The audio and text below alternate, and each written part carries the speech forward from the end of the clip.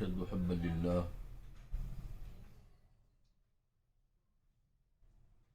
اور جو لوگ ایمان لائے وہ اللہ تعالیٰ سے شدید ترین محبت رکھتے ہیں، شدید ترین محبت کرتے ہیں. شدید ترین محبت کا مطلب یہ ہے کہ ہر وقت اللہ تعالیٰ کا ان کو استحضار رہتا ہے اور اللہ کا دھیان ان کے اندر رہتا ہے. اور دوسری بات یہ کہ جتنی غیب کی باتوں کو قرآن میں اور احادیث مبارکہ میں بتایا گیا ہے، ان ساری غیب کی باتوں پر ان کا ایمان ہوتا ہے. اس طریقے سے ایمان ہوتا ہے جس طریقے سے کسی آدمی کا کسی دیکھی ہوئی چیز پر ایمان ہوتا ہے. یہ بات سمجھنے کی ضرورت ہے، ورنہ اتنا کہہ دینا کہ غیب پر ہمارا ایمان ہے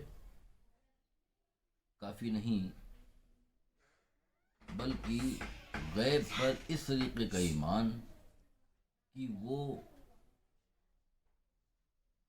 جس طریقے سے کوئی آدمی دیکھی ہوئی چیز پر یقین رکھتا ہے اس طریقے کا ایمان، بلکہ اس سے زیادہ ایمان.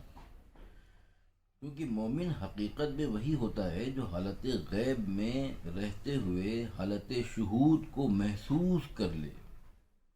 کیونکہ اگر آخرت میں جا کر وہ دیکھے تو ایسا دیکھنا تو کافروں کو بھی نصیب ہوگا، کافروں کو بھی حاصل ہوگا، مگر چونکہ اس وقت غیب و شہود کا فرق مٹ چکا ہوگا، اس لیے اس وقت کا دیکھنا اس کے کچھ کام نہ آئے گا.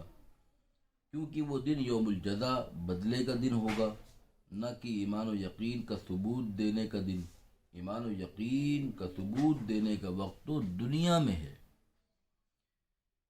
اسی لیے فرمایا الذین یؤمنون بالغیب، اور کلمہ شہادت میں کہا گیا اشہد ان لا الہ الا اللہ و اشہد ان محمدا عبدہ و رسولہ. اشہد، میں گواہی دیتا ہوں. گواہی کس بات کی دی جاتی ہے؟ جس چیز کو دیکھا ہو اس چیز کی گواہی دی جاتی ہے. یعنی اس طرف اشارہ ہے کہ جس طرح دیکھی ہوئی چیزوں کی لوگ گواہی دیتے ہیں، اسی طریقے سے تم اللہ تعالیٰ کے معبود ہونے کی اور محمد رسول اللہ صلی اللہ علیہ وسلم کے رسول برحق ہونے کی اور ان چیزوں کی جن چیزوں کی تعلیم انہوں نے دی ہے اس کی گواہی اس طریقے سے دو جیسا کہ تم نے اس کو دیکھا ہے.